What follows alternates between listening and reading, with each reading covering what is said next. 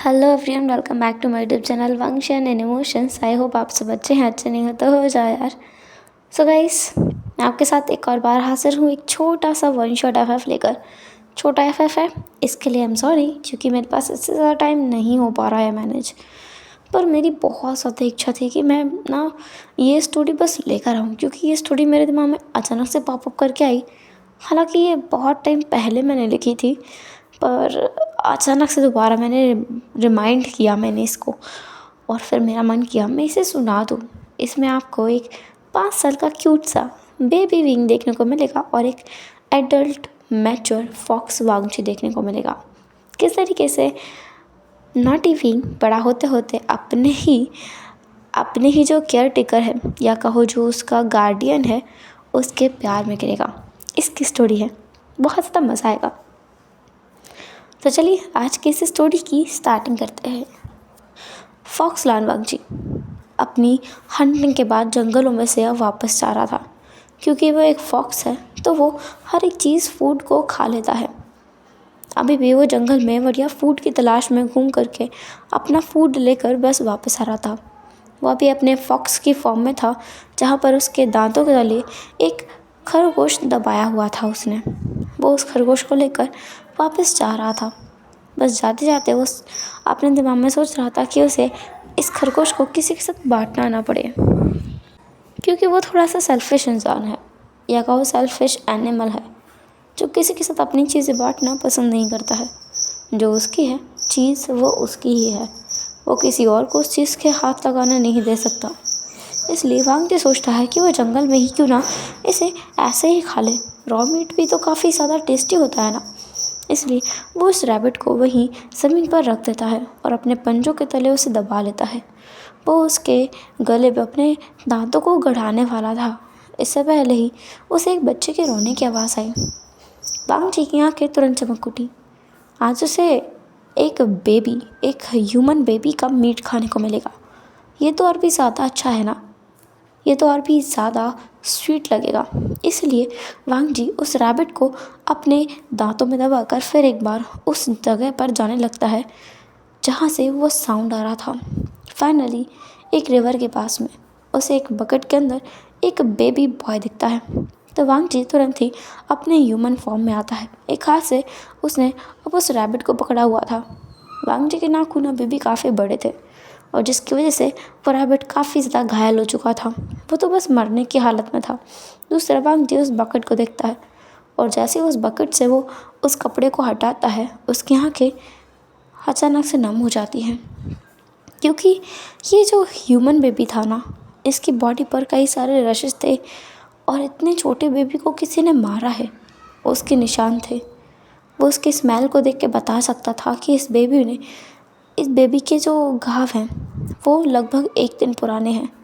इसका मतलब इस बच्चे को कल रात को किसी ने नदी में फेंका होगा, और ये तैर कर यहाँ आ गया है। वांगजी की आंखें पता नहीं क्यों पर नम हो गई थी। उसका मन नहीं कर पा रहा था इस छोटे से बच्चे को मार डालने का।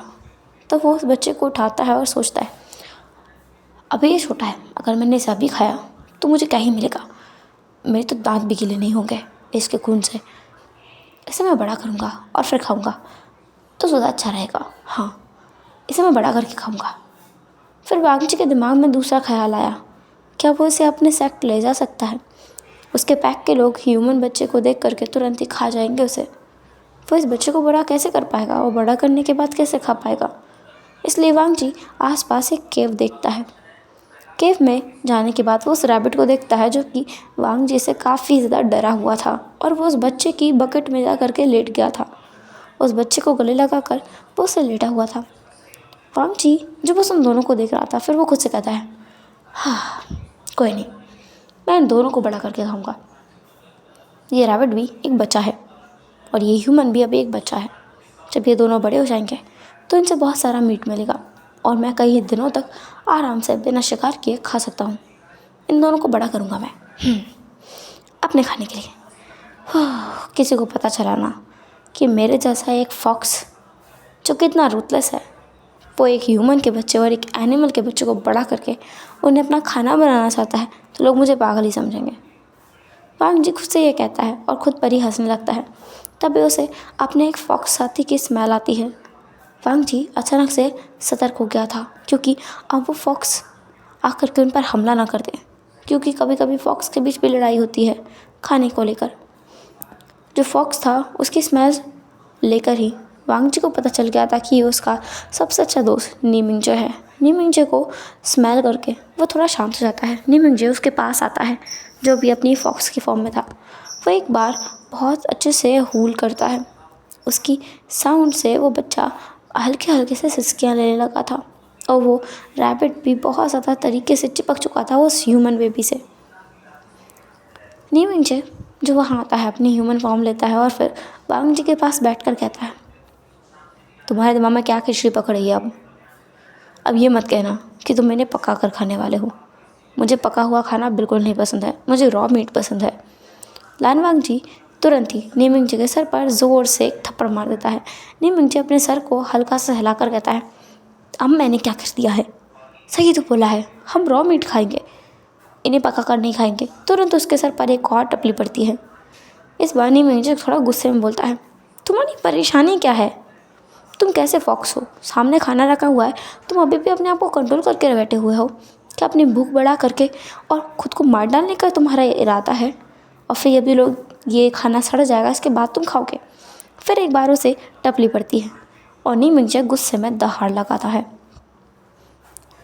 उसकी हूटिंग से ना वो बच्चा फिर से डर गया, और इस बार उसकी आंखें बंद हो चुकी थी। अब वांग जी नीमिंगजे के सर पर एक और बार टपली मारकर कहता है, अपना मुंह बंद रखो, मैं इस खाने को बड़ा करने के बाद खाऊंगा। नीमिंगजे ये सोचकर कंफ्यूज हो गया था, और वो कंफ्यूजन में पहले एक बार अपने दोस्त को देखता है, फिर उसके सामने पड़े हुए उस खाने को देखता है। फिर वो कहता है, जब खाना सामने पड़ा हुआ है तो अभी क्यों नहीं खाना है? इसे बड़ा करने की क्या ज़रूरत है? वांग जी कहता है, क्योंकि मैं कई दिनों तक फिर शिकार पर नहीं जाऊँगा इसे बड़ा करके खाने के बाद। कितना अच्छा है ना? लान वांग जी की बात बेतुकी थी। नीमिंगजे समझ सकता था। नीमिंगजे वांग जी की तरफ देखता है, उसके कंधे पर हाथ रख के कहता है, तुम्हें इसकी ज़रूरत है। वांग जी अपने कंधे से नीमिंगजे के हाथ को झटक कर कहता है, तुम्हें दिमाग की ज़रूरत है। तुम्हारा दिमाग ना तुम्हारे दांतों में फंस कर रह गया है, और किसी दिन ना वो दांत टूट जाएगा और तुम्हारा दिमाग तुम्हारे शरीर से बाहर निकल के बाहर आ जाएगा। बेवकूफ़ वुल्फ कहीं का। वो जो नीमिंगजे है वो तुरंत ही लान वांग जी की तरफ देखकर कहता है, अच्छा मैं बेवकूफ़ वुल्फ हूँ और तुम एक समझदार फॉक्स हो, है ना? लान वांग जी कहता है, वो तो मैं हूँ, हमारे पैक का सबसे समझदार एनिमल, जो शिकार करने में सबसे आगे रहता है। शिकार करने में नहीं, शिकार को भगाने में आगे रहता है। तुमने आज तक कौन सा शिकार किया है बताना? किया था ना पिछली बार, तुम्हें याद नहीं है? वो बड़ा सा हाथी मार के लाया था मैं। तुमने मारा था वो हाथी। लान वांग जी तुरंत कहता है, और नहीं तो क्या, पैक के साथ मिलकर मैंने तो मारा था उसे। पैक ने मारा था, और इसके बाद तुम उसे खाते हुए भी कैसे मुंह बना रहे थे, जैसे कि हम तुम्हें ज़बरदस्ती कोई इंसानी खाना खिला रहे हों जो कि पका कर खाया हो। वांग जी कहता है, मुंह बंद रखो अपना, मुझे बहुत भूख लगी है। भूख लगी है तो खा लो ना, ये खाना सामने तो रखा है, मैंने कहा ना मैं उसे बड़ा करके खाऊंगा।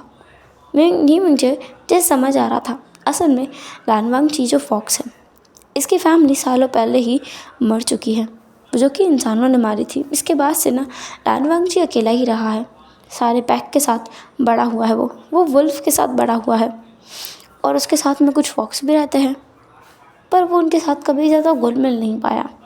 ना उसे शिकार करना सही से आता है और ना कोई और चीज़। वो हल्के फुल्के जानवरों को मार कर अपना पेट भरा करता है, और इस डर से कि कोई उसका छोटा मोटा खाना भी कोई छीन लेगा, वो उसे पैक्ट में लेकर ही नहीं आया करता है। और नीमिंगजे अक्सर उसे ढूंढते ढूंढते आया करता है, और जब उसे पता चलता है कि वहाँ से हमारे फॉक्स ने कुछ खाया नहीं है, तो वो उसे वहाँ से अपने आप से उठा कर ले जाया करता है।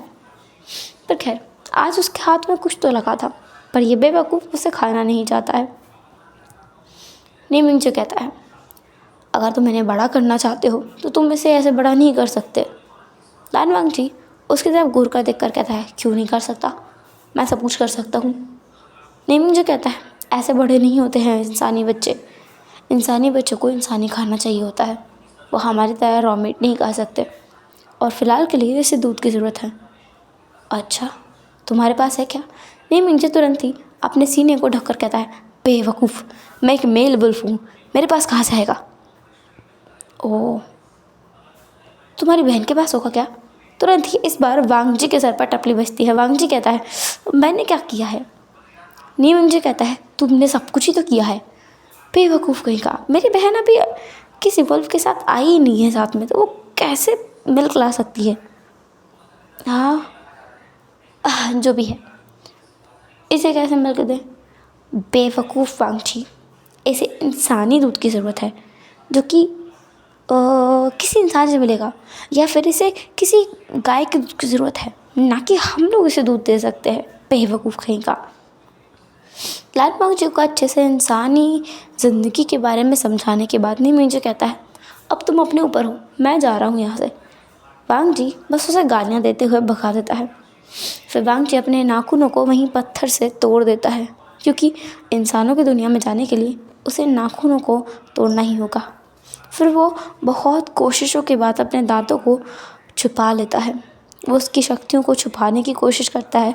अपने लाल आँखों के कलर को भी वो बदल लेता है। अब उसकी आँखें बहुत ही शाइन करते हुई ब्राउन आइज़ थी, जो कि बहुत ज़्यादा खूबसूरत दिख रही थी। वांगजी के पास कपड़े नहीं थे, क्योंकि वो अभी पूरा नेकेड था। जंगल में है, ऊपर से वो एक फॉक्स है। इंसानी दुनिया में जाने के लिए उसे इंसानी कपड़ों की ज़रूरत पड़ेगी, इसलिए वो सीधे वहाँ से निकल जाता है।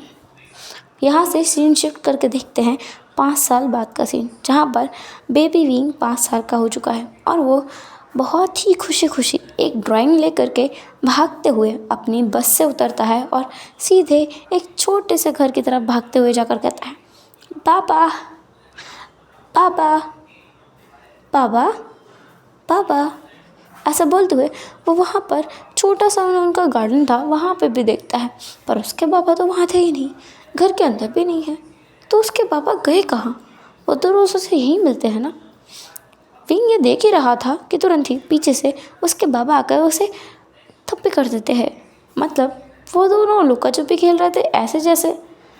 विंग तुरंत पीछे मुड़ता है और बहुत ही खिलखिलाकर हंसता है। वांगजी उसे गोद में उठाकर कहता है, तो क्या हाल है नन्हे शैतान, आज क्या सीखा तुमने? विंग कहता है, मैंने आज ना ड्राइंग करना सीखा, मैंने आपको बनाया है, देखोगे आप, देखोगे? वांगजी तुरंत अपना सर हाँ हिलाता है और विंग तुरंत उसे अपना वो तस्वीर दिखाता है जो उसने ड्रॉ की थी, जिसमें वो दोनों थे, सिर्फ वो दोनों, वांगजी और विंग थे। विंग जो वांगजी के पास में बैठा हुआ था और वांगजी विंग के पास में हाथ पकड़ के बैठा हुआ था। बहुत ही खूबसूरत दृश्य था ये। वांगजी को ये देखकर उसकी आंखों में आंसू आने को हो गए थे और वो रो भी रहा था। विंग उसके आंसू को पोंछकर कहता है, पापा क्या हुआ है? वांगजी कहता है, कुछ भी नहीं, मैं खुश हूँ। ये कितना सुंदर है ना। तुम्हें किसने सिखाया? टीचर लान ने सिखाया है। टीचर लान ने? अरे वाह, टीचर लान। असल में लान वांगजी जब इंसानी दुनिया में आया था तो उसके पास रहने के लिए जगह नहीं थी, कोई भी कुछ नहीं था। तब एक बहुत ही अच्छी फैमिली ने उसे सपोर्ट किया, उसे काम दिया और उसके बाद उसे पैसे दिए और रहने के लिए घर भी दिया। साथ ही वो विंग के एजुकेशन का सारा खर्चा भी उठाते हैं, क्योंकि विंग एक ऑर्फन है और लान वांगजी ने झूठ बोला कि उसकी वाइफ की डेथ हो चुकी है और वो काफ़ी ज़्यादा डेप्थ में था और उस डेप्थ को चुका नहीं पाया वो, इसलिए वो अपने बेटे के साथ भागकर यहाँ आ गया। पर वो बहुत मेहनती है, सारा काम कर लेगा। इसके बाद वो लांस के ही कंपनी में एक छोटा सा काम करने लगा और लांचेरन, जिसने उस पर दया दिखाकर उसे इतना सारा सब कुछ दिया था, वो उसके कंपनी में काम तो करता था। और लांचेरन जो छोटा सा स्कूल खोल के रखा था उसने विलेज में, उस विलेज में विंग भी पढ़ने जाया करता था उस स्कूल में। कंपनी मतलब फैक्ट्री थी जिसमें वो काम करता था एक वर्कर की तरह। अभी वांगजी विंग को लेकर अंदर जाता है, फिर वो फूड कुक करता है और कुक करने के बाद सजी टेबल पर रखता है। उसे स्मेल आती है और वो समझ गया था कि कौन आया है, क्योंकि नी मिंजे वहाँ आया हुआ था। नी मिंजे वहाँ आकर विंग के सामने बैठकर कहता है, और क्या हाल है लिटिल वनी? विंग कहता है, शू शू, मैं लिटिल बनी नहीं हूँ, लिटिल बनी तो गार्डन में खेल रहा है। बाबा कहते हैं वो लिटिल बनी बड़ा हो गया है, अब उसको बिग बनी कहा करो। नीमू से कहता है अच्छा तुम्हारे बाबा ने कहा है ये। कहाँ है तुम्हारा बाबा? किचन में है, खाना बना रहे हैं। ओह खाना बना रहे। नीमिंगजे लगभग 3 साल के बाद आया था। विंग को नीमिंगजे पता नहीं क्यों याद है, लेकिन हाँ वो नीमिंगजे को देखकर ही समझ गया था कि ये उसके शूशू हैं जो बहुत पहले आए थे, लगभग 3 साल पहले, जब विंग 2 साल का था। विंग की मेमोरी कितनी तेज़ है, उसे अब तक सब कुछ याद है। वांग जी बाहर आता है। वो काफ़ी सारा खाना बनाकर लेकर आया था।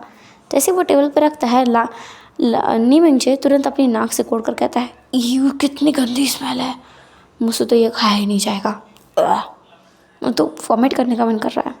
लान वांग जी तुरंत एक टपली खींचकर मारता है नीमिंगजे के सर पर, कहता है तुमसे नहीं खाया जाएगा तो यहाँ से निकल जाओ, कोई ज़रूरत नहीं है मेरे घर में रुक करके मेरे बच्चे को परेशान करने की। तुम्हारा बच्चा? तुम भूल रहे हो तुमने मुझसे सालों पहले क्या कहा था। तुरंत ही वांग जी जो नीमिंगजे है उसके मुंह में एक बन ठूस देता है, क्योंकि वो नहीं चाहता कि विंग को कुछ भी पता चले। विंग कहता है क्या बात की थी? नीमिंगजे बन खाते हुए कहता है इसने कहा था कि तुमसे अच्छा बच्चा कोई भी नहीं है, यही कहा था। लान वांग जी अब रिलीफ महसूस करता है। वो विंग को अपने चाइल्ड की तरह ही देखता है। अब वो कुछ नहीं कर सकता और उसे खाने के बारे में तो सोचना भी नहीं चाहता। वो उसे अपनी लाइफ में एक पर्पस मिल गया है। वो किसी के लिए तो जीना चाहता है, किसी वजह से तो काम करना चाहता है। वरना एक एनिमल की तरह रहने में कोई डिफरेंस नहीं था, कोई मतलब नहीं था एक जानवर की तरह रहने में।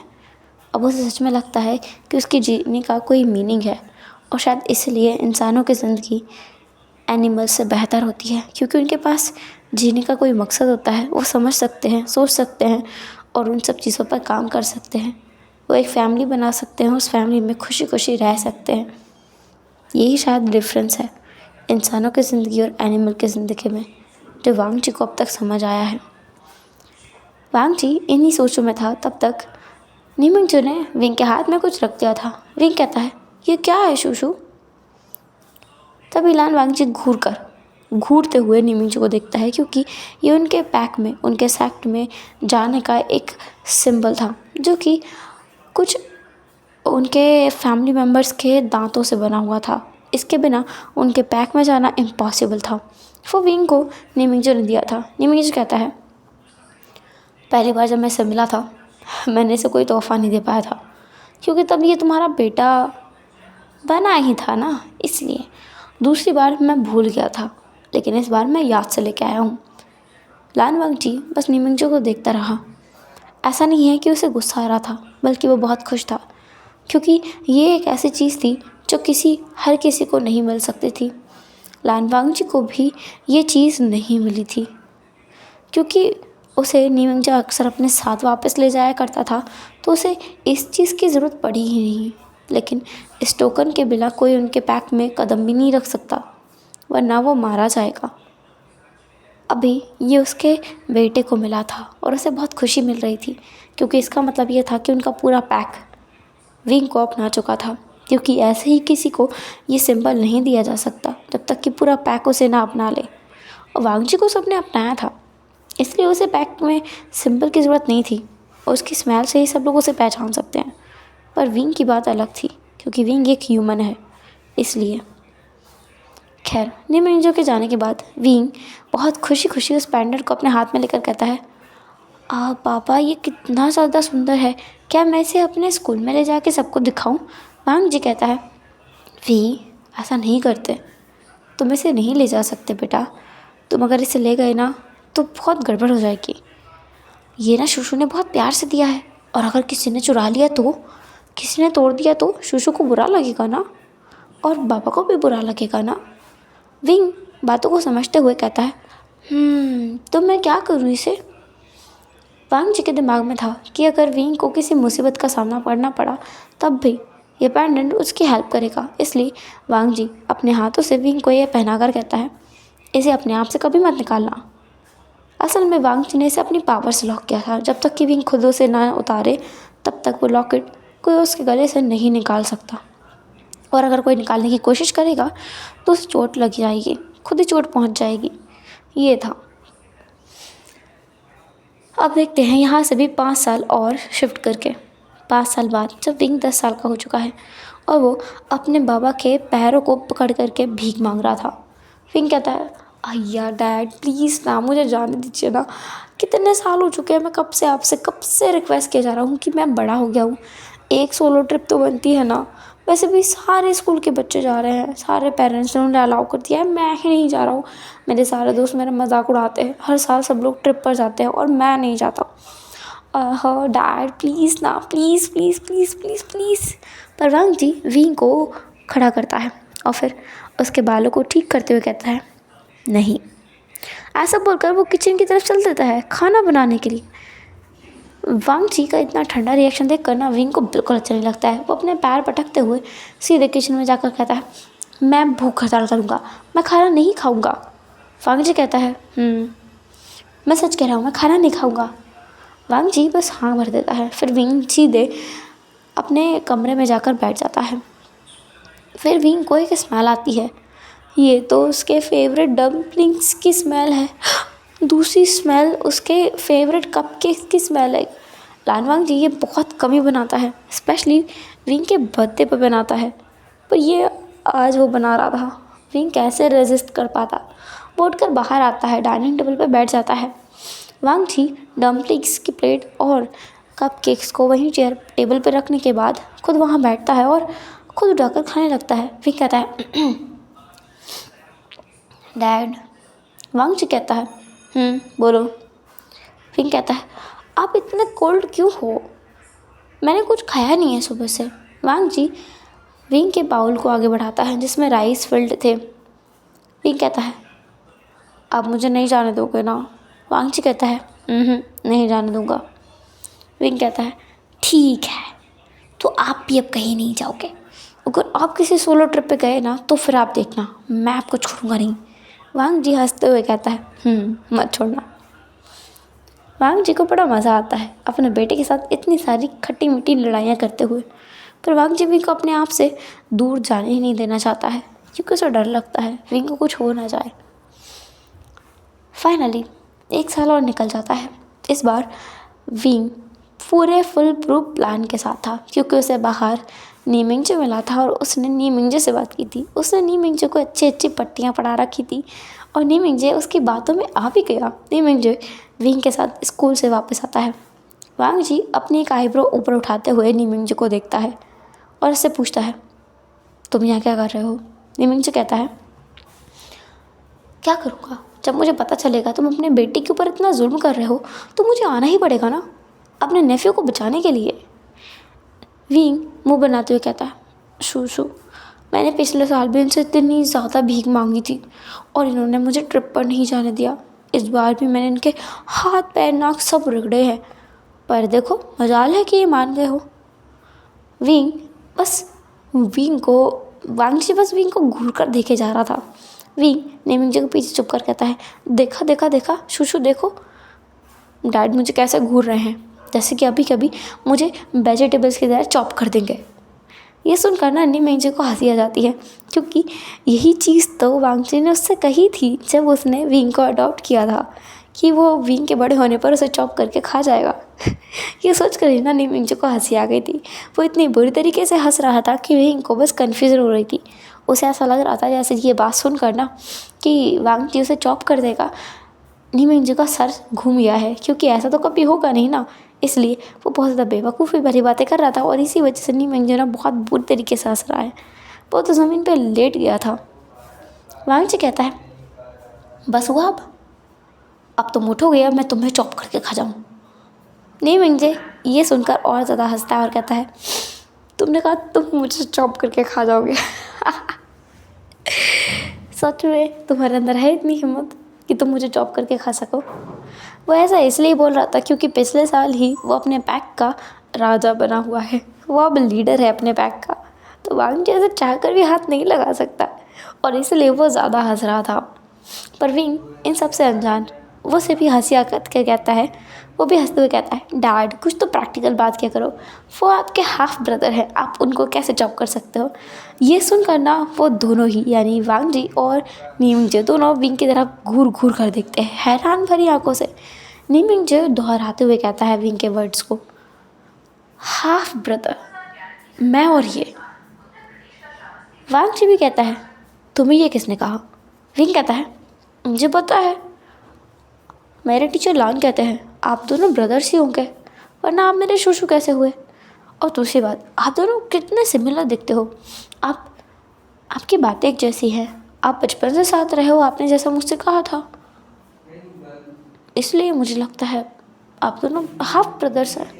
नहीं मुझे अब और बुरी तरीके से हंसने लगता है, एक वुल्फ और एक फॉक्स वो हाफ ब्रदर्स, हाँ हो सकते हैं, बिल्कुल हो सकते हैं। ऐसा बोल कर ना नी मिंजे बुरी तरीके से हंस रहा था। विंग को तो ऐसा लग रहा था नी मिंजे पागल हो गया है। वांग जी विंग को अपनी तरफ खींच कर कहता है, ये पागल हो गया है, इससे दूर रहना। विंग कहता है, मुझे भी लगने लगा है अंकल मिंग से पागल हो गए हैं। मिंग जी ये सुनता है तो वो अपनी बत्ती सी बंद कर कर कहता है, ए बच्चे, तुमने मुझे पागल कहा, मैं तुम्हारी मदद नहीं करूँगा, मैं जा रहा हूँ। ये सुनकर ना विंग तुरंत भाग कर आता है और कहता है, शू शू मिंग जे, मैं तो मजाक कर रहा था, आप तो बहुत समझदार है, आपसे समझदार इंसान मैंने नहीं देखा है। नी मिंग जे अपने माइंड में कहता है, मुझसे समझदार वुल्फ नहीं देखा होगा तुमने, इंसान तो बहुत ज़्यादा डम होते हैं जैसे कि तुम हो, और तुमने मेरे प्यारे वांग जी को बना दिया है अपने जैसा। ऐसा बोलकर वो बस विंग के सर को रफल करता है।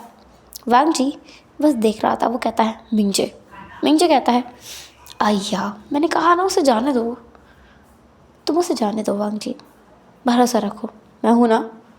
इसका मतलब ये था कि नहीं मिंग जे विंग के साथ जाने वाला है।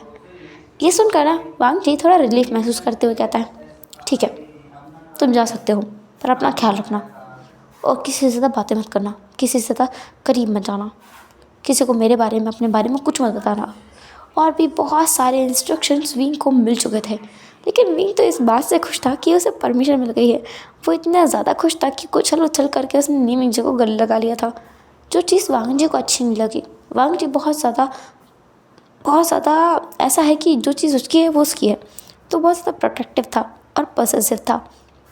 इसलिए वो विंग को खींच कर कहता है, तुम जा सकते हो, परमिशन मैंने दी है, उसे गले लगाना बंद करो। विंग कहता है, ओहो माय जेलस डैडी, मैं नहीं कर रहा हूँ ऐसा शुजू थैंक यू। ऐसा बोलकर विंग बस रेडी होने के लिए निकल जाता है और अपना लगेज पैक करके घूमने के लिए अपनी बस में चढ़ जाता है। नीमिंग जी कहता है, तुम उसे सच में जाने दोगे। वांग जी कहता है, तुम्हें उसके साथ हर पल रहना है, तुम्हें एक नज़र रखनी है, अगर कुछ भी गलत हुआ तो मैं तुम्हें नहीं छोड़ूंगा। मिंग जो कहता है, ओह हाँ ठीक है मैं समझ गया, कौन मानेगा, मेरे जैसा लीडर तुम जैसे एक छोटे से फॉक्स से डर जाता है, कोई विश्वास नहीं करेगा। वांग जी उसे घूर कर देखता है और नीमिंग जे तुरंत वहाँ से दुम दबाकर भाग जाता है, क्योंकि अब उसे गुस्सा आ रहा है। वांग जी को गुस्सा आ रहा है और नीमिंग जी ये जानता है किसी पल उसका सर फूटे से पहले वो यहाँ से फुट लेगा, तो वहाँ से भाग जाता है। नेक्स्ट डे मॉर्निंग में विंग बहुत अच्छे से रेडी होकर निकल चुका था। वांग जी बस विंग के जाने के बाद किसी का इंतज़ार कर रहा था। कुछ टाइम बाद वहाँ पर नीमिंग जो आता है। नीमिंग जो की तरह करके वांग जी कहता है, उसके साथ रहना। नीमिंग जो कहता है, तुम चिंता मत करो, तुम्हारा लिटिल रेडिश अब मेरे साथ रहेगा और वो तुम्हें परेशान नहीं कर पाएगा और मैं उसका ख्याल भी रखूँगा, तुम चिंता मत करो। और वैसे भी मैंने उसे प्रोटेक्शन के लिए हमारे सेट का, हमारे पैक का जेट दिया हुआ है। वांग जी कहता है, तुम्हारा मतलब वो तुम्हारे पैक का जेट था। नीमिंग जी कहता है, और नहीं तो क्या, वो न केवल हमारे पैक्ट में आ जा सकता है, बल्कि हमारा पैक्ट उसकी लाइफ टाइम रक्षा भी करेगा। देखो कितना बड़ा एहसान किया है मैंने तुम्हारे ऊपर। वांग जी बस बहुत ज़्यादा ओवरवेल्ड महसूस कर रहा था। इसकी पूरी लाइफ में ना नीमिंग जे और विंग के अलावा कोई और नहीं है इतना करीबी। नीमिंग जे उसकी हर एक चीज़ को जानता है और विंग उसकी रग रग में समाता है। बस हाँ, विंग को वो सब कुछ बता नहीं सकता, ये बात अलग है, क्योंकि विंग एक इंसान है और वो उससे डर जाएगा, पक्का उससे डर जाएगा और उससे दूर भागेगा। वो यही समझेगा कि वांग जी ने विंग के पेरेंट्स को, इंसानी पेरेंट्स को मार दिया है और विंग को अपने साथ रख लिया है। अब हम देखते हैं सीधे ट्रिप का सीन, जहाँ पर विंग जो काफ़ी सारे अच्छे तरीके से घूम रहा था और बहुत ज़्यादा मज़े कर रहा था, वहाँ पर एक लड़का जिसका नाम है वेंचाओ, वो विंग के पास आकर उसे धक्का दे देता है। विंग नीचे गिर जाता है।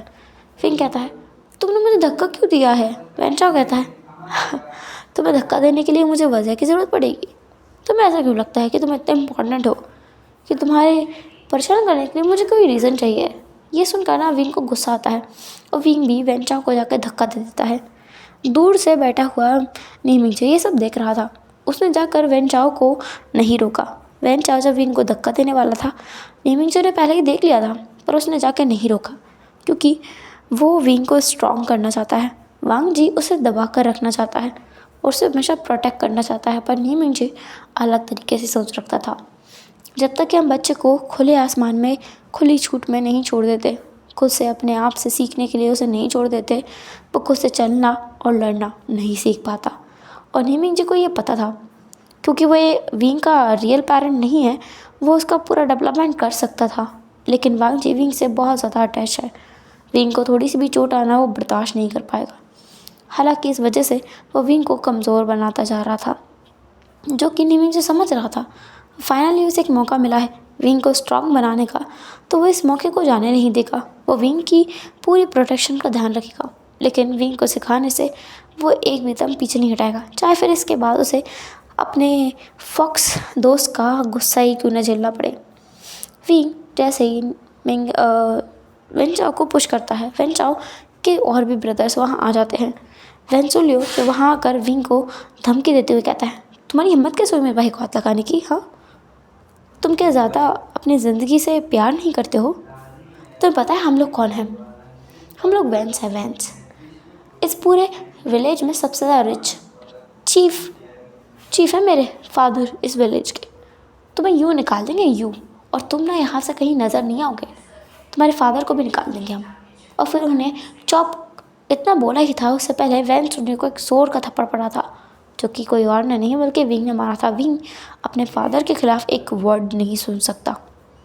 वांग जी उसके लिए क्या कुछ करता है विंग ने बहुत अच्छे से देखा है। विंग ने बहुत जोर का थप्पड़ मारा था वेंसुलियो को।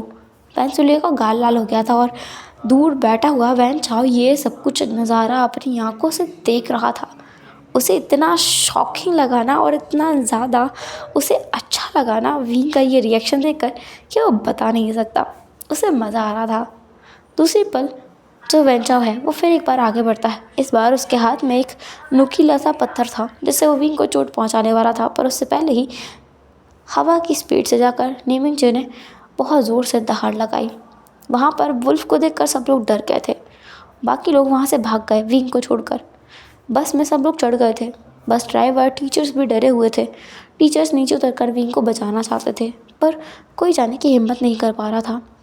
टीचर लान, कुरैन, वो वहाँ से नीचे उतर के जाते हैं और कहते हैं, तुम लोग वापस रहो, वहीं रहो, निकल के बाहर न बताना। वो विंग के पास आते हैं और उस वुल्फ की तरफ एक छोटी सी लाठी दिखाते हुए विंग को वहाँ से उठकर चलने के लिए हेल्प करते हैं। विंग उनके साथ चलते चलते रुक जाता है। रुक कर वो लांचरन से कहता है, लाओशी, मैं चल नहीं पा रहा हूँ। फिर जाके वो देखता है कि वो इतनी बुरी तरीके से गिरा था कि उसके पैर में चोट आ गई है, जहाँ पे बहुत सारा ब्लड निकल रहा है। लांचरन डरते हुए कहता है, तुम्हें तो खून निकल रहा है, ये तुम्हारी तरफ अट्रैक्ट हो जाएगा अब। वी, काम करो, तुम भागो, तुम जाओ यहाँ से, मैं इसे रोकता हूँ। लाओशी जो उसे बहुत ज़्यादा बचाने की कोशिश में थे, जब नीमिंग जी ये देखता है ना तो उसे बहुत ज़्यादा अटैच्ड महसूस होता है। ऐसा लगता है कि विंग को ना उसके और वांग जी के अलावा कोई और भी है जो सपोर्ट कर सकता है। उसका टीचर जो बहुत अच्छे हैं, ये देखकर उसे अच्छा लगता है। नीमिंग जी वहाँ से मुड़कर चला जाता है क्योंकि वो अब विनय के सामने कोई और चीज़ नहीं कर सकता, पर वो उन दो शरारती बच्चों को सबक ज़रूर सिखाएगा। इसलिए जब उनकी ट्रिप वापस आती है और वो दोनों बच्चे स्कूल से अपनी गाड़ी में बैठकर वापस जा रहे थे, तब नीमिंग जी उन पर हमला करता है और उन दोनों बच्चों को अच्छे से डरा देता है। वो उन्हें नुकसान नहीं पहुंचाता, बस उन्हें डराता है। इतनी बुरी तरीके से डराता है कि उन दोनों बच्चों को ऑन द स्पॉट बुखार आ गया होगा और उन्होंने अपनी पैंट भी गीली कर दी होगी, ये उसे पक्का था। नीमिंग जी हंसते हंसते हुए वापस जा रहा था, तब तब उसे विंग दिखता है जो लड़खड़ाते हुए चल रहा था। तो नीमिंगजे उसके हाथ को पकड़ के कहता है, मैं तुम्हें घर तक छोड़ देता हूँ। आज तो पता नहीं तुम्हारा डैड मुझे कितनी ज़्यादा गालियाँ देगा। हो सकता है तो मुझे चॉप करके खाई जाए। तुम्हारे पैर में जो चोट लगी है। जब वो लोग घर के पास पहुँचे थे तभी वांग जी अपने हाथ में एक अच्छा सा औजार लेकर खड़ा हुआ था, अपने हाथ में डंडा लेकर। नीमिंगजे कहता है, तुम्हें अपने बेटे को मारने की ज़रूरत नहीं है, उसको पहले से चोट लगी हुई है।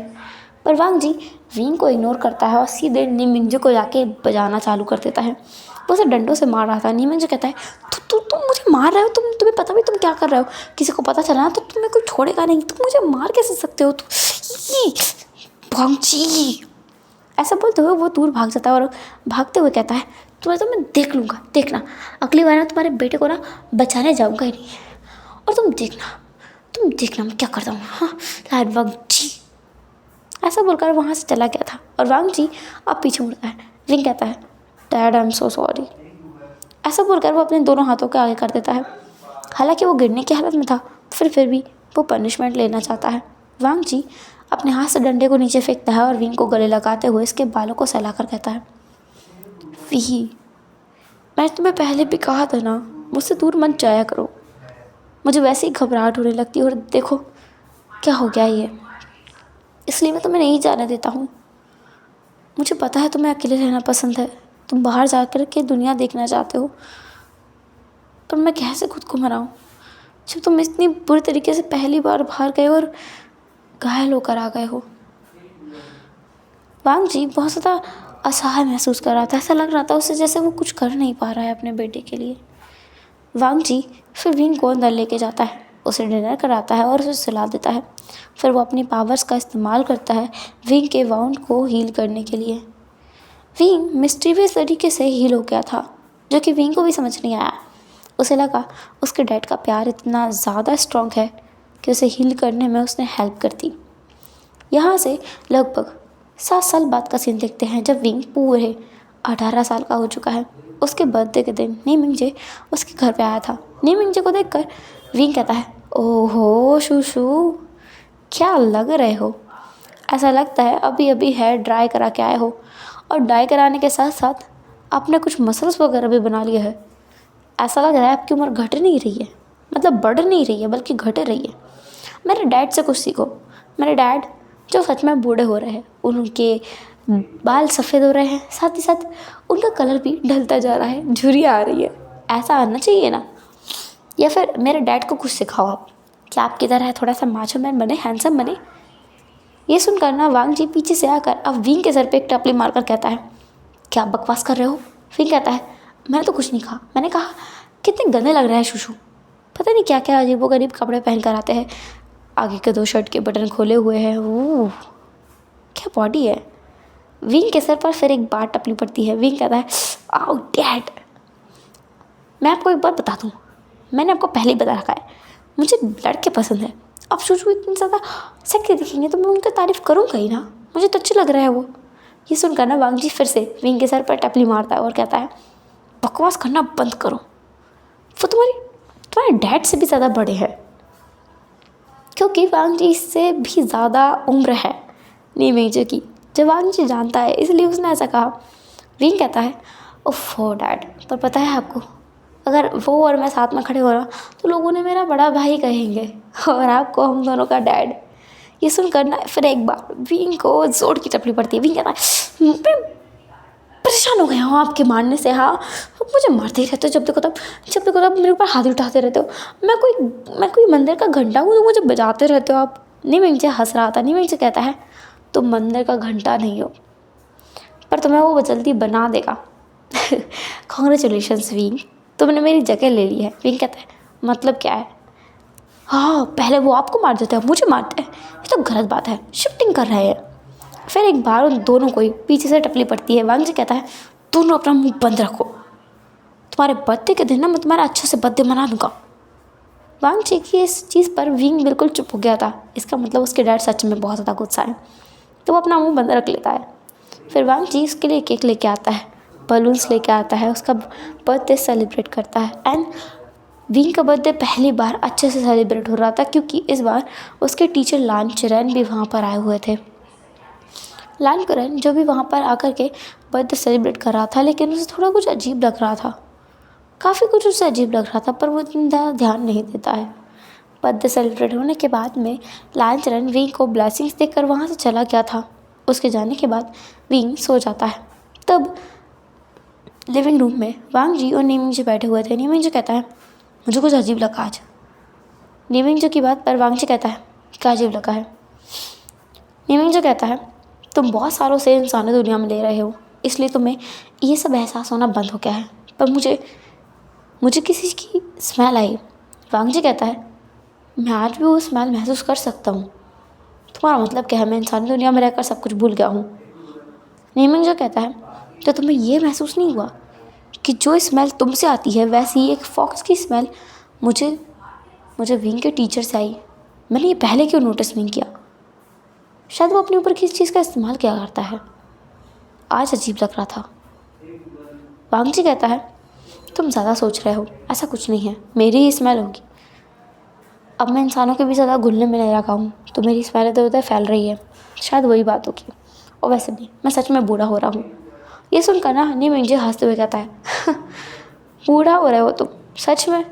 तुम्हारी उम्र ही कितनी है अभी? हाँ, तुम बस अभी 70 साल के हो, और 70 साल में हमारे यहाँ फॉक्स बस 5 साल के बच्चे के जैसे होते हैं।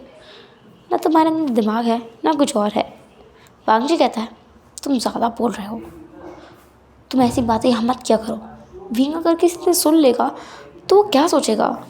नीमिंग जो कहता है, क्या सोचेगा? कुछ भी नहीं सोचेगा। और वैसे भी तुमने उसे अपने साथ 18 साल तक रखा है विंग। तुमने इतना लंबे समय उसके साथ बिता लिया है, इसके बाद वो क्या ही सोचेगा? अब भूलो मत, तुम एक इंसान नहीं हो, तुम एक फॉक्स हो। अब तुम्हें लौट जाना चाहिए। विंग काफ़ी बड़ा हो चुका है। जिस रैबिट को तुमने बचाया था वो बड़ा होकर मर भी चुका है। अब बस एक इंसान बचा है। वांग जी नीमिंग जी को देखकर कहता है, मैं वापस नहीं जाना चाहता। नीमिंग जी कहता है, मुझे पता है तुम नहीं जाना चाहते, पर अब तुम बाहर नहीं रह सकते। अब वो समय आ गया है जब तुम्हारी स्मेल लीक होने लगेगी, जो काफ़ी ज़्यादा थ्रेटनिंग रहेगा विंग के लिए। क्या तुम चाहते हो कि विंग की ज़िंदगी बर्बाद हो जाए? क्या तुम चाहते हो उसके ऊपर वुल्फ्स का और फॉक्स का हमला होता रहे?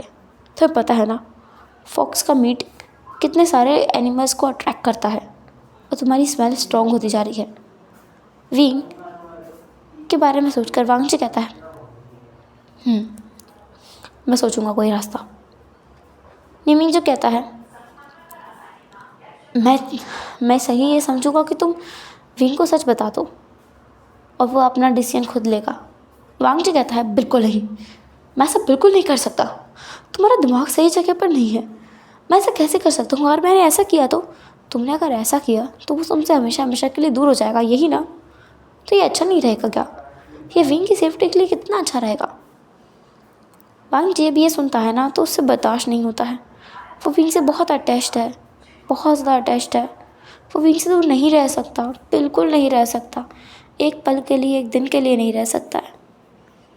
लेकिन नीमिंग जी उसे उससे बिल्कुल दूर हो जाने के लिए कह रहा था। दूसरी तरफ जो विंग था वो सो रहा था। अब कुछ देर बाद का सीन देखते हैं जहाँ पर वांग जी विंग के सर पर हाथ फेरता है। उसका हाथ काँप रहा था। वांग जी की आंखों में आंसू थे। वो विंग से दूर नहीं जाना चाहता। विंग के साथ उसने 18 साल बिताए हैं। विंग जब एक छोटा सा नन्हा सा मुन्ना सा बच्चा था ना, जब वो मिलकर के लिए रोया करता था, तब से लेकर अब तक जब वो उससे बराबरी से खड़ा होकर लड़ाई करता है, तब तक वांग जी उसके साथ रहा है। तो वो कैसे उसे छोड़कर चला जाए? ऐसा वो कर ही नहीं सकता, उसके अंदर हिम्मत ही नहीं आ रही है। पर विंग की सेफ्टी के लिए उसे ऐसा करना होगा, इसलिए वांग जी अपना मन बनाने की कोशिश में लग जाता है। नेक्स्ट डे मॉर्निंग में वांग जी खाना कुक नहीं करता है, वो ब्रेकफास्ट कुक नहीं करता है। अनएक्सपेक्टेडली विंग वांग जी के पास जाकर कहता है, डैड क्या हुआ है? आपकी तबीयत ठीक नहीं है क्या? क्या आप आज ब्रेकफास्ट नहीं बनाओगे? वांग जी कहता है, नहीं बनाऊँगा, मेरा मन नहीं है, आज तुम ब्रेकफास्ट बनाओ। विंग कहता है, पर मुझे तो ब्रेकफास्ट बनाना आता ही नहीं है, अगर मैंने अपने हाथ बंद कर लिए तो? वांग जी कहता है, तुम खुद से कुछ तो करना सीखो। क्या ज़िंदगी भर मैं तुम्हारे साथ रहूँगा? जब विंग ये सुनता है ना तो तुरंत वांग जी के मुंह पर हाथ रख के कहता है, क्यों नहीं रहोगे? आप बिल्कुल रह सकते हो, आप क्यों नहीं रहोगे मेरे साथ? वांगची कहता है बस नहीं रहूँगा। और हाँ, तुम्हें मैंने परमिशन दे दी है, तुम किसी लड़की को डेट कर सकते हो या किसी लड़की को डेट कर सकते हो जिसे तुम्हें करना हो उसे उसे घर लेके आना, मैं उसका कैरेक्टर देखूंगा और तुम्हें अप्रूव कर दूंगा। फिर जब ये सुनता है तो वो खड़ा हो जाता है फैमिली और कहता है आप ऐसा बिहेव क्यों कर रहे हो? अगर कुछ गलत है तो मुझे सीधे सीधे बताओ ना, मैं समझने की पूरी कोशिश करूँगा। डैड, आपकी तबीयत तो ठीक है ना? क्या आपको कुछ हुआ है? आप हॉस्पिटल गए थे क्या? विंग को समझने की कोशिश में रहा वो कि क्या उसके डैड को कुछ हो गया है। क्या उन्हें पता चला है कि उन्हें कोई बड़ी बीमारी है जिसकी वजह से वो बहुत जल्दी इस दुनिया को छोड़कर जाने वाले हैं, इसलिए वो ये सब कुछ कर रहा है। पर उसे कोई जवाब नहीं मिलता बदले में, बस बदले में मिलती है तो डांट, फटकार और 2-3 थप्पड़, जो कि वांगची बड़ी मुश्किल से विंग को मारता है।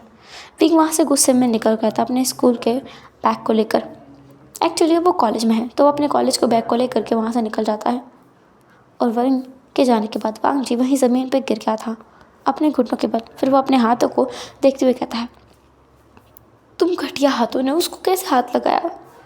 कैसे तुम उसे मार सकते हो? हाँ, मैं तुम्हें काट डालूंगा। ऐसा बोलकर वांगची मुट्ठी बनाकर उन्हें ज़मीन पर मारने लगता है। वो अपने हाथों को तब तक ज़मीन पर मारता है जब तक कि उनके हाथों से खून नहीं निकलने लगता। लेकिन वांगची रुकता नहीं है। वो फिर एक बार अपने हाथों को मुट्ठियों को लेकर ज़मीन पर मारने वाला था, उसी समय कोई आकर उसके हाथों को पकड़ लेता है। वो नीमिंग था। नीमिंग कहता है तुम खुद को कितना परेशान कर रहे हो? ये कौन सी हरकत हुई खुद को इतना ज़्यादा दुख पहुँचाने की? वांगची कहता है तो मैं क्या करूँ, तुम देख नहीं सकते? वो मारने को तैयार नहीं है।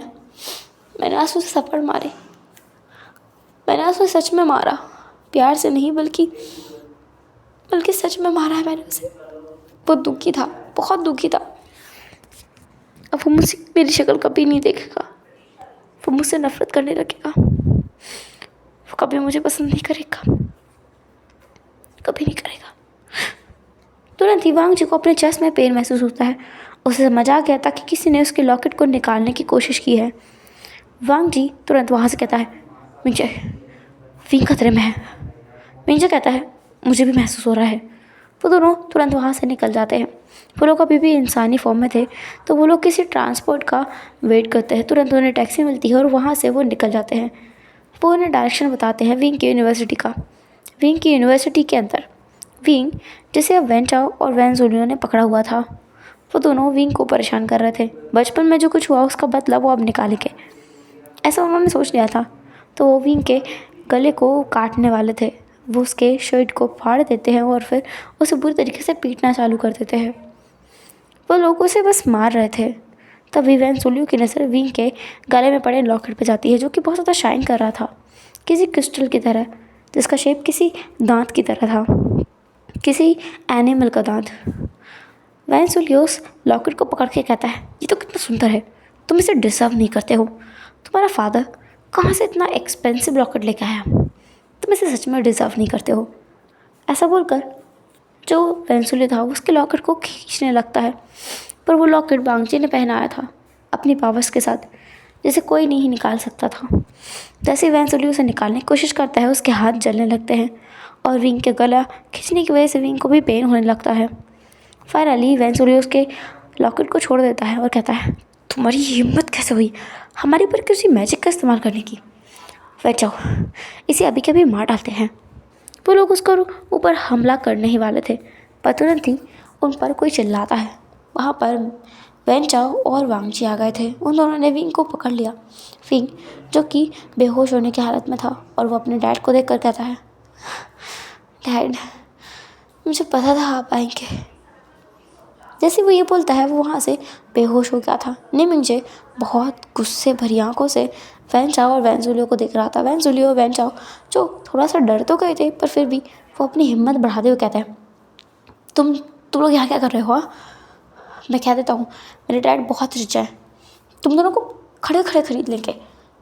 हमने कुछ नहीं किया वैसे भी, बस हमने थोड़ा सा उसे मारा है और वो ठीक हो जाएगा। उसके इलाज के पैसे भी मैं दे दूँगा।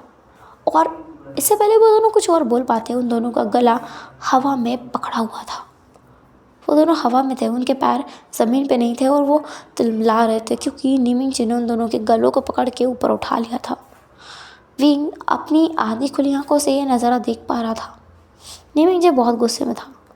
वैसे तो वो इंसानों पर हमला नहीं करता, लेकिन ये चीज़ उसके लिए ख़तरनाक थी, इसलिए वो उन्हें ऑन द स्पॉट अपने नेल्स को गड़ाते हुए मार डालता है और उन्हें वहीं पर पटक दिया था उसने, उन डेड बॉडीज़ को। फिर वो विंग को देखते हुए कहता है, वांग जी इसे यहाँ से ले चलो। वांग जी उसे कैरी करते हुए वापस घर लेकर आता है। विंग के सर पे आए स्वेट को वो पहुँचता है। विंग अभी बेहोश नहीं हुआ था, होश में था, पर उसकी आंखें आधी खुली हुई थी। उसे होश तो नहीं था, लेकिन हाँ वो सब कुछ देख सकता था, सुन सकता था, लेकिन समझ नहीं पा रहा था। वांग जी कहता है, क्या हुआ ऐसे मिंग जे? ये कुछ बोल क्यों नहीं रहा है? देख तो रहा है पर कुछ रिएक्ट क्यों नहीं कर रहा है? नहीं, मिंग जे विंग को देखकर कहता है, शॉक में है वो अभी। मैंने तुमसे कहा था, तुम सुनते नहीं हो। वांग जी कहता है, अब मैंने क्या किया है? मैंने देखा ना वो दोनों इंसान, मैं उन्हें मार डालूंगा। मैंने उन्हें मार दिया है। वांग जी ये सुनकर सेटिस्फाई महसूस नहीं कर रहा था। वो उन्हें छोड़ना ही नहीं चाहता है, बिल्कुल बिल्कुल नहीं छोड़ना चाहता है। विंग जो अब अपनी आंखें बंद करके रेस्ट करने लगता है। नेक्स्ट टाइम जब वो अपनी आंखें खुलता है तो अपने सामने अपने डैड को और अपने शुशु को बातें करते हुए पाता है। जैसे ही वो उसे उठता हुआ देखते हैं, तुरंत ही वांग जी उसे पकड़ के बिठा देता है। वांग जी के हाथों पर पट्टी बंधी हुई थी। वांग जी ने खुद से अपने आप को हील करने से रिफ्यूज़ कर दिया था। वो अपने मैजिक के सहारे से खुद को हील कर सकता था, पर वो ऐसा नहीं करता है। जब विंग ये देखता है तो तुरंत वांग जी के हाथों को पकड़ कहता है, डैड आपको क्या हुआ है? आपको किसने मारा? क्या उन दोनों गधों ने? हम उनकी पुलिस कंप्लेंट करेंगे, छोड़ेंगे नहीं। उन्होंने मुझे तो पनिश किया ही क्या, आपको भी बुली किया, उनको छोड़ेंगे नहीं। विंग की इतनी मासूमियत को देख कर ना वांग जी खुद को रोक नहीं पाता। वो उसे गले लगा लेता है। नहीं, विंग जी खुद को पागल करार देने लगता है कि उसने सोच भी कैसे लिया कि वो इन दोनों को अलग कर पाएगा। जब वो विंग को उस समय वांग जी से अलग नहीं कर पाया, जब विंग उसे बस कुछ मिनटों पहले मिला था, सालों पहले जंगल में, तो वो ये कैसे सोच सकता है कि 18 साल तक वांग जी विंग के साथ रहने के बाद उससे अलग हो जाएगा। और विंग जो कि एक इंसान है, जो कि इमोशनल होते हैं, वो कैसे वांग जी से अलग हो जाएगा?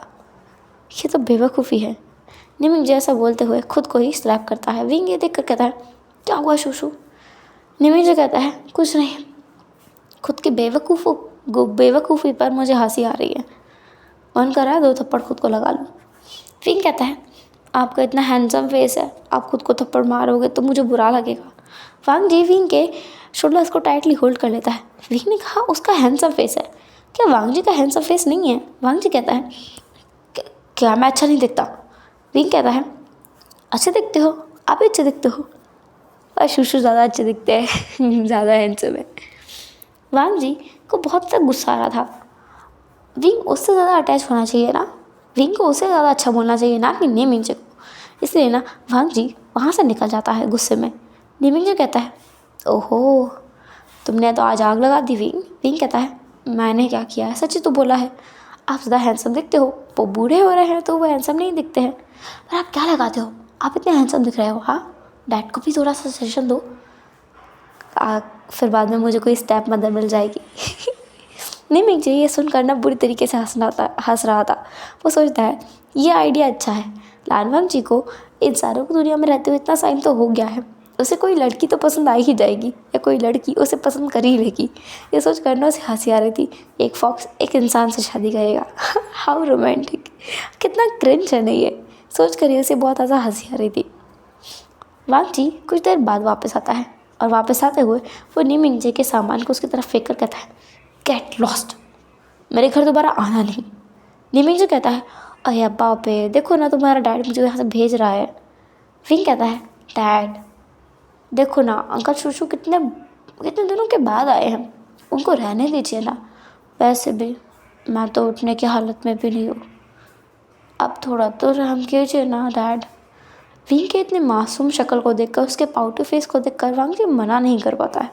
वो हाँ बोल देता है फाइनली कि ठीक है, वो मान गया है, लेकिन वो इस लीमिंग जी को झेल नहीं पा रहा था। किस तरीके से वो विंग से चिपका हुआ था, उसे अच्छा नहीं लग रहा था। ऐसा नहीं था कि वांग जी को अलग तरीके से जेलस महसूस हो रहा था, पर जैसा कि मैंने स्टार्टिंग में बताया, वांग जी को जो चीज़ अपनी लगती है वो उस चीज़ के आसपास किसी और को मंडराते हुए भी बर्दाश्त नहीं कर पाता है, इसलिए ये सब कुछ हो रहा था। फाइनली वांग जी जब वहाँ से निकल जाता है और नी मिंजे भी एक दूसरे की तरफ देखकर स्माइल कर रहे थे, क्योंकि ये वांग जी कितना जल कुकड़ा है ना। विंग कहता है, शू शू, आपने ये जानबूझकर किया ना वांग जी, डैड को जलाने के लिए ना, आपको मज़ा आता है ना ये सब करके। मिंग जो कहता है, और नहीं तो क्या, किस चीज़ से तो मैं उससे पंगा ले सकता हूँ, वरना वो तो फिक्र ही नहीं करता किस चीज़ की, चिल में रहता है। आखिर तुम्हारी बात आने पर तो उसका दिमाग घूम जाता है ना।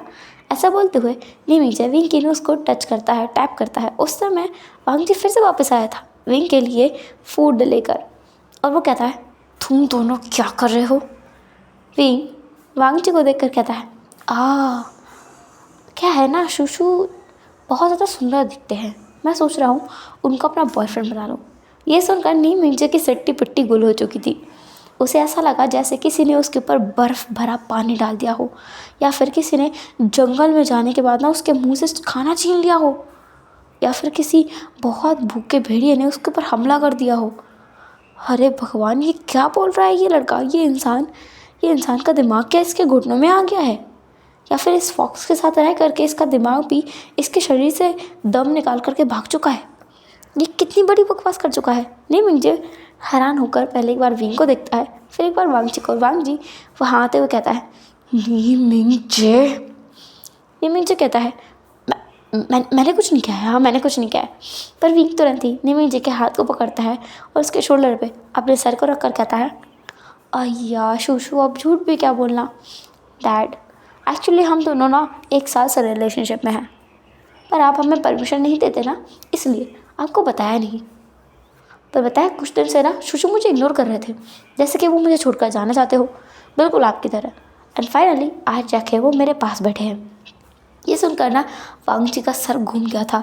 वो नी मिंजे के हाथ को पकड़ता है और उसे खींचते हुए बाहर लेके आता है, और विंग पीछे से हंस रहा था। उसे बड़ा मज़ा आया ये सब करके।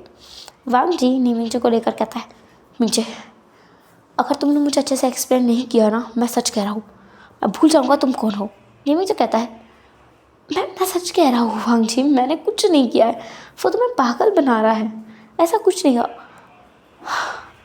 मैं कैसे समझाऊँ। वांग जी कहता है, तुमने इसलिए मुझसे उसे अलग करने की कोशिश की थी क्योंकि तुम्हें मुझे उसके साथ देखकर जलन होती है ना, और इसीलिए तुम मुझे उससे अलग करना चाहते थे। मैं समझ गया हूँ, मैं सब समझ गया हूँ, तुम्हारी चाल सब कुछ समझ गया हूँ मैं। वांग जी के दिमाग में अपनी ही कोई खिचड़ी पक रही थी। वो सोच रहा था कि नी मिंजे ने उसके साथ मजाक किया है, एक बहुत भद्दा मजाक, ऐसा मजाक जो उसे बिल्कुल पसंद नहीं आया है, बिल्कुल मतलब बिल्कुल भी नहीं। और वो सोच रहा था कि कैसे नी मिंजे को पनिश करे। दूसरा विंग जो एक मिस्टीरियस स्माइल के साथ हंस रहा था, उसे काफ़ी ज़्यादा सुकून महसूस हो रहा है ये लड़ाई देखते हुए। अच्छा लग रहा है उसे, अब जाके उसके दिल को चैन आया है। ऐसा सोचते हुए ना विंग अपने लॉकेट को एक बार हाथ लगाता है, फिर वो बस सोचने लगता है कुछ चीज़ें जो उसके दिमाग में चल रही थी, वो सब सोचने लगता है। दूसरा वांग जी अभी भी नी मिंजे के साथ झगड़ा कर रहा था। वो नी मिंजे को 2-3 थप्पड़ लगा ही देता है। नी मिंजे उसे समझाने की कोशिश कर रहा था, पर वांग जी उसकी बात सुनने को तैयार ही नहीं था। वो तो बस उसे एक के बाद एक मुक्का जड़े जा रहा था। नी मिंजे कहता है, बस बहुत हुआ, मैं कह रहा हूँ ना मैंने कुछ नहीं किया है।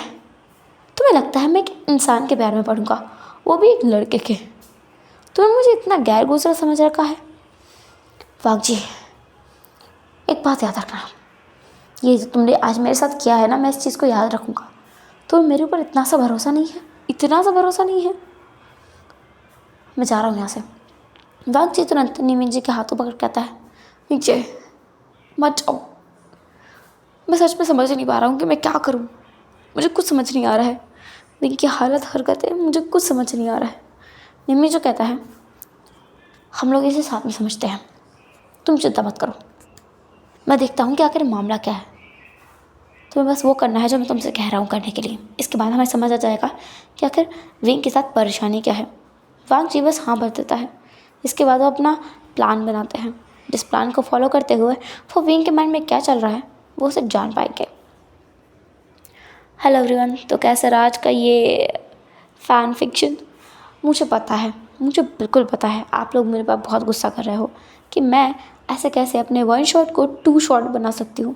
पर आई एम सो सॉरी, मैंने कहा ना मुझे टाइम नहीं मिल रहा है। मैंने बहुत मुश्किल से अपना टाइम निकाल करके रिकॉर्डिंग स्टार्ट किया है and I kind of sure कि मैं कल इसका सेकंड पार्ट यानी लास्ट एपिसोड अपलोड ज़रूर कर दूँगी। तो कल तक आप वेट करो इसकी एंडिंग के लिए और तब तक इस स्टोरी को एंजॉय करो। मैं इसके अलावा कुछ और नहीं कह सकती, पर पक्का इसका लास्ट एपिसोड कल आएगा और ये 2 एपिसोड में ही एंड हो जाएगा।